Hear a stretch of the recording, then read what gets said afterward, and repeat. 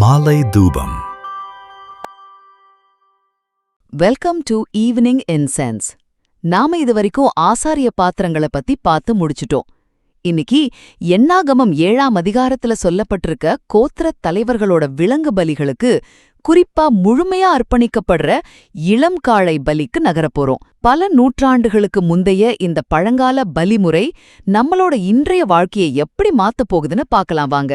முதலாவதாக, இளம் காளை அப்படிங்கிறது அளப்பரிய சக்தி, சகிப்புத்தன்மை, அப்புறம் கடின உழைப்போட அடையாளம். இது சிங்காசனத்துல உட்கார்ந்திருக்கிற ஒரு தூர ராஜாவா இல்லாம, மனுஷங்களோட பாரங்களை எந்த புகாரும் இல்லாம சுமந்த இயேசு கிறிஸ்துவோட தாழ்மையான ஊழியத்தை நமக்கு அழகா காட்டுது. ஒரு அரசனாக வராம நுகத்தடிய சுமக்கும் வேலைக்காரனா இயேசு வந்தது நிஜமாவே எவ்ளோ பெரிய ஆச்சரியம் இல்லையா?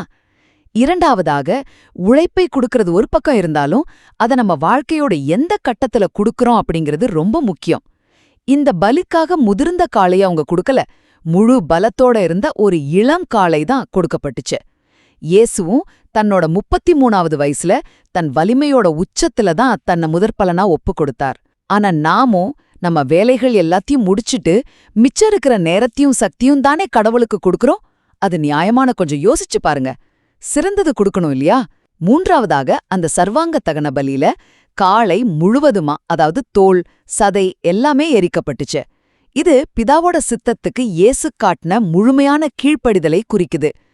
புதிய உடன்படிக்கையின்படி விசுவாசிகளாகிய நாமும் நம்ம வாழ்க்கையில எந்த பகுதியும் மறைச்சு வைக்காம முழுமையா ஒரு ஜீவ பலியா ஒப்புக் கொடுக்கணும்.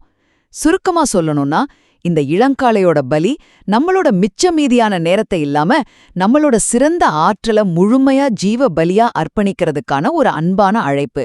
நெருப்புல வெச்சதை எப்படி திரும்ப எடுக்க முடியாதோ, அதே போல நம்ம வாழ்வின் எந்த பகுதியையும் நமக்கென்று பிடிச்சு வைக்காம நம்மளோட சிறந்த வருடங்களையும் முழு வாழ்க்கையையும் தேவனுக்கு அர்ப்பணித்து முழுமையா ஒப்புக்கொடுக்கப்பட்ட ஒரு உன்னத வாழ்க்கையை வாழுவோம்.